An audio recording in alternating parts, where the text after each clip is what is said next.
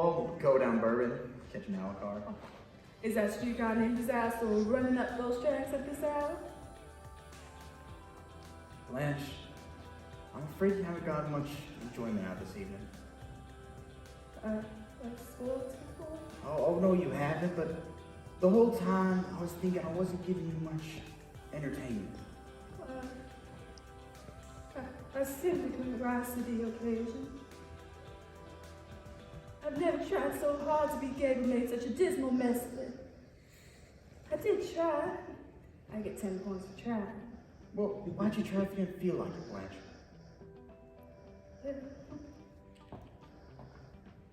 I was just obeying the laws of nature. Yeah, and which law's that? The one that says that the lady must entertain the gentleman or no dice. Check my purse really for my house key. My fingers become thumbs when I'm tired. This it? No. That's my trunk key. Which I must soon be packing. You mean you're leaving here soon? I'm about to stay my welcome. Oh, is this it? Eureka, honey. You get that door when I take a last look at the sky. I'm looking for the Pleiades and the Seven Sisters. But those girls aren't out tonight. Oh, Mitch, they are. Look at them. Oh, all in a bunch coming home from the little bridge party. God bless them souls. You get the dog? Oh, wonderful, honey. I guess you want to go now. Can I kiss you goodnight? Why do you always ask me that? Well, I don't know if you want me to. Why should you be so doubtful? Well, the other night, we parked by the lake, and I kissed you. It wasn't the kiss I resent. I objected to. It was the other sort of familiarity I felt obliged to discourage. I didn't resent the kiss at all. I was somewhat flattered that you desired me. But you know as well as I do that a single girl alone in this world, has got to keep a firm hold on her emotions or she'll be lost. Lost? I guess you're used to girls who like to get lost. You cannot get lost on the first date. I'd like you to be exactly the way you are. Because in all my experience, I've never met anyone like you. Are you laughing at me? Oh, no. The Lord and the lady of the house haven't returned yet. Shall we have a nightcap?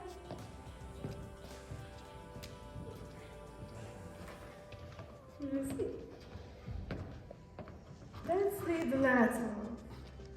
You just do what you want to do. The other room's more comfortable. You can go in.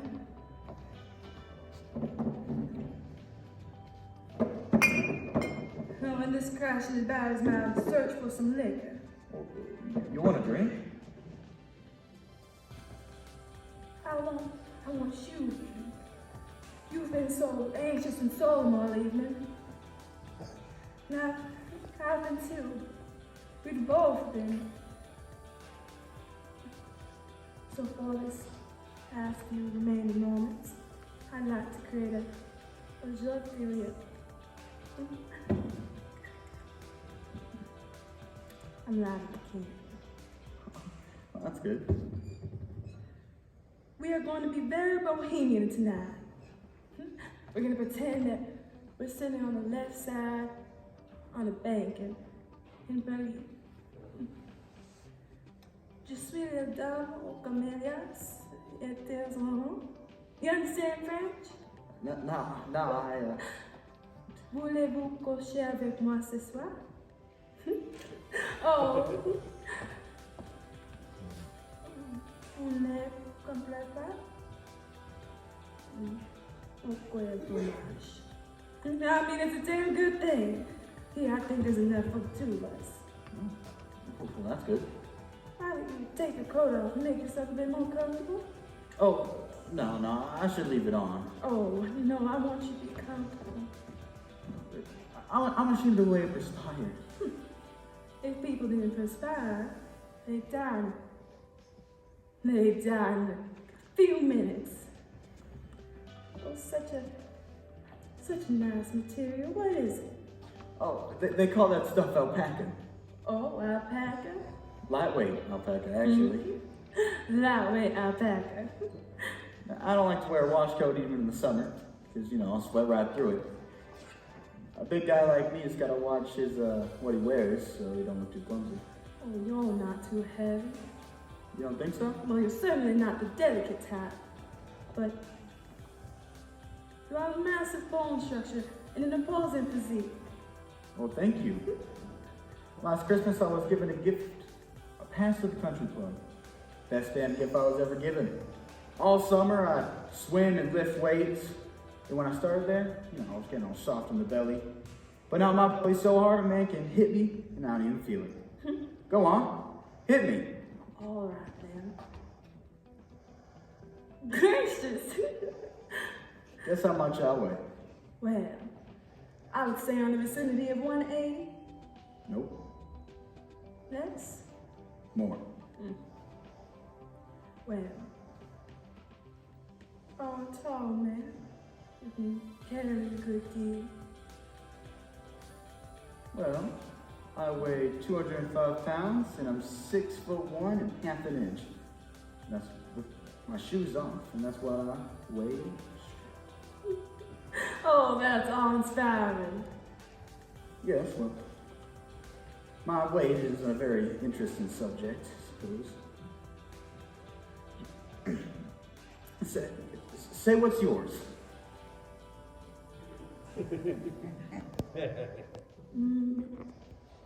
My age? Wait. Oh, just guess. Well, let me lift you. Go on, sis, and lift me. Well, you're light as a feather. Oh, you think so?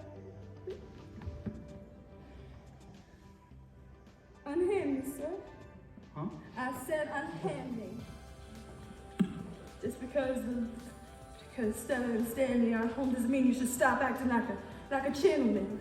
Well, just give me a slap when I step out of bounds. Oh, that won't be necessary. You're one of the very few gentlemen left in the world. Say, where are Stanley and Stella out tonight? Oh, they went with Mr. and Mrs. Hubble. Well, really, where to? A preview, I believe. Whoa, no, we should go sometime. I don't think that would be a good idea. Oh, why not? You're an old friend of Stanley's, aren't you? Sure, we was together at the 241st. So he speaks to you plainly. I suppose. Has he said anything about me? Oh. No, not much. Well, the way you make it sound, he must have. No, he hasn't really. But what would you say his attitude towards me is? Now, why would you want to go and ask a question like that? Doesn't he like you? What do you think? Oh, I'm sure he just doesn't understand you is all. If it weren't for Stella about to have a baby, I wouldn't be able to stand it here.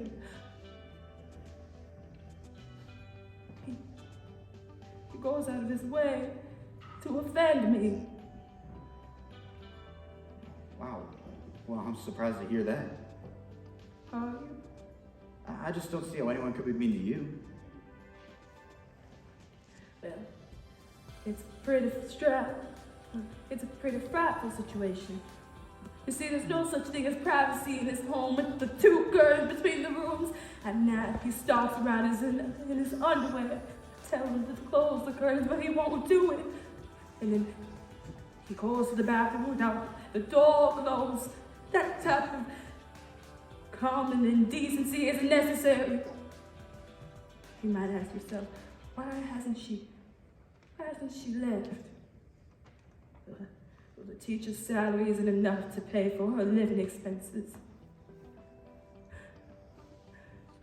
I barely saved a penny last year. That's why I had to come down and live with Stella. And live with us. Oh, his horrible husband. And he has to put up with me. So much against his wishes. I am so surprised he hasn't told you how much he hates me. Oh, no. Oh, he hates me. He hates me. He does. Oh, when I saw him for the first time, I told myself, that man is my executioner. Blanche. Can I ask you a question? Yes, honey. How old are you?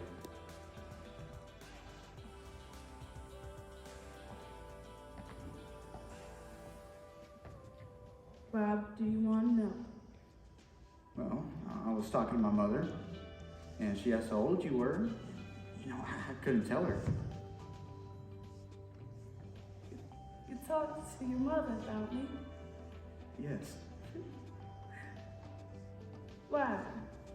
Well, I was telling her how nice you were, that I liked you. Were you genuine about that? Oh, you know I was.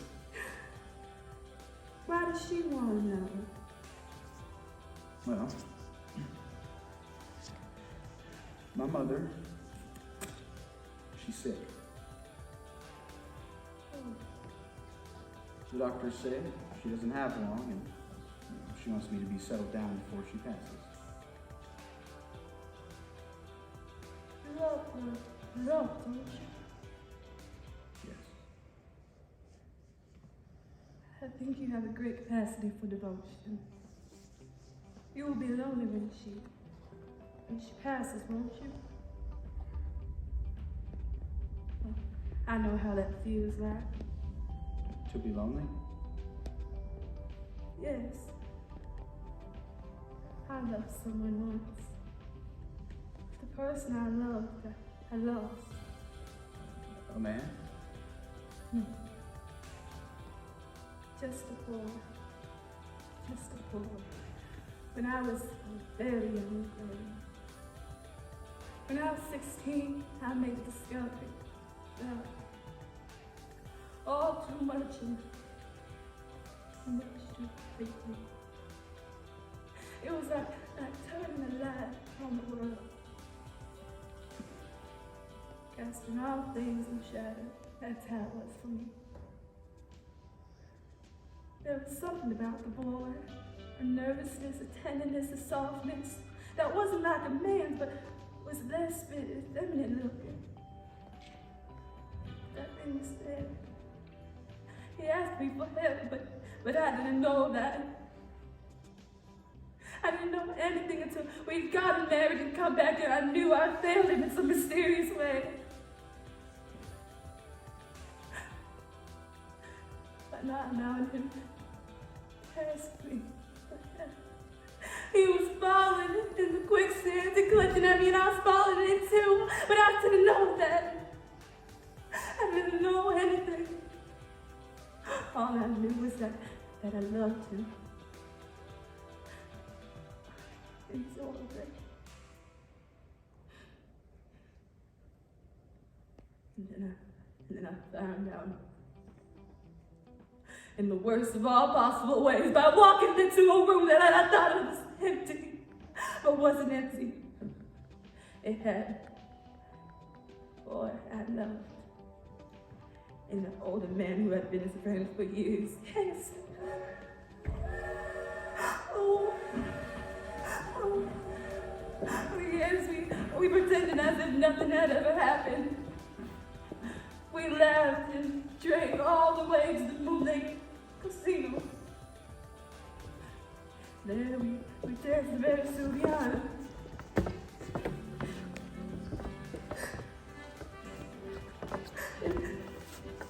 In the middle of the dance, the boy that I loved broke away from me. And then we heard a shot. We all ran to see what happened. The terrible thing at the edge of the lake. tried to get near, but the crowd wouldn't allow me. And then someone grabbed my arm and said, "Oh, don't go in near. Don't go in near. You don't want to see what?" They all whispered, "Alan, the gray boy." He stuck a revolver into the back of his neck and blew up his head.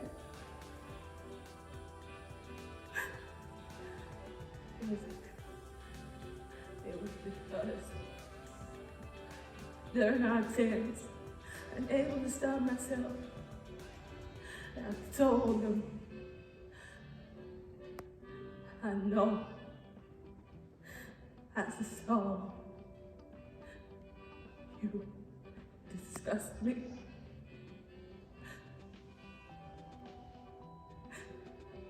And just like that, the light that had been turned on in the world was turned off again. And nothing had ever shined any brighter than all that kitchen table candle.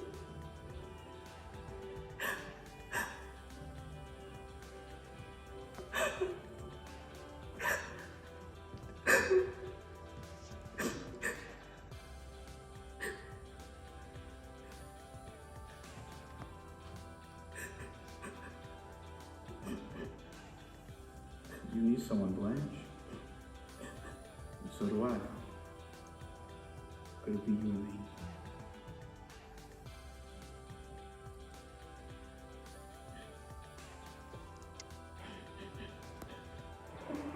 God comes so quick.